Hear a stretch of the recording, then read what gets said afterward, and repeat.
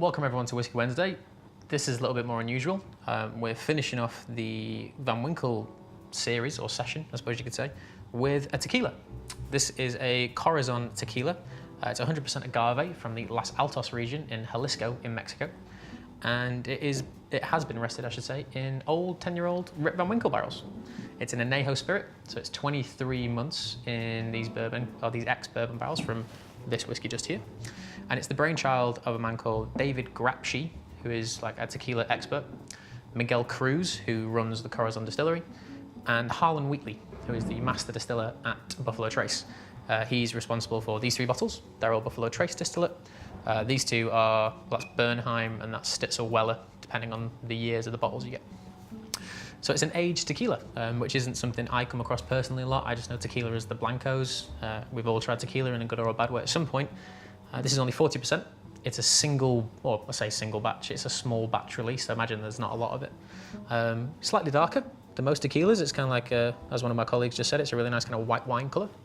Really clean, it's like a Chardonnay or a Pinot Grigio or something.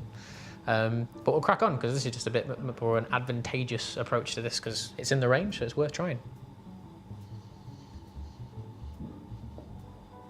It's a smelling note that's been dotted about a lot while we were setting up for this, and it does just smell like the world's greatest margarita. It's lime and it's salty, it's a little bit sugary too.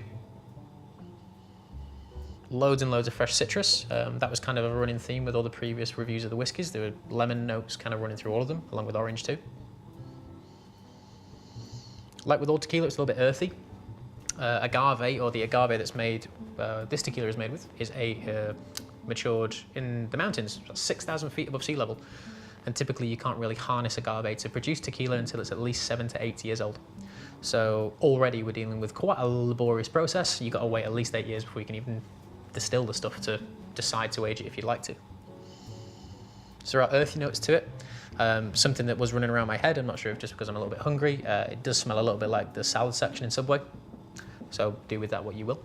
Peppers, tomatoes, onions, cucumbers, it's got that really kind of earthy, sweet, kind of, you know, crisp refreshness to it. So margarita plus salad. It's a bit funky, isn't it? Let's have a taste.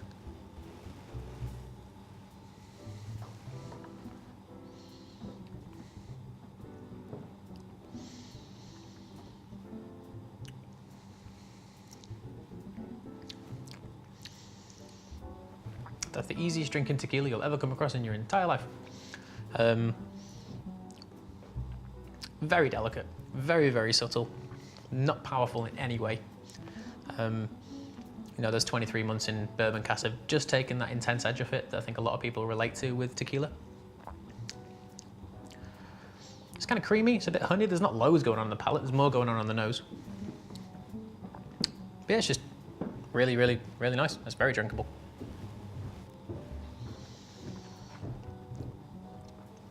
I can only imagine how additionally dangerous that would be in a margarita, or if you were just, you know, finishing off your night with that, it would just kind of put a nice little cherry on top of everything. So yeah, it's a little bit creamy on the palate, it's a little bit honeyed. There's somewhat of a citrus thing following through with it. Bit of raisin too, that might just be power of persuasion because it's been a consistent thing with the Van Winkle range. But the nose is fabulous. Margaritas, earthy kind of salady styles, really kind of root vegetables. Finish is light, it's clean, it's fresh, it's really easy going. I quite like that. It's about £110 a bottle, or let's call it 100 just to be rounded. So 100 quid a bottle for a tequila. It's only 23 months old. It's not the oldest style you can get hold of.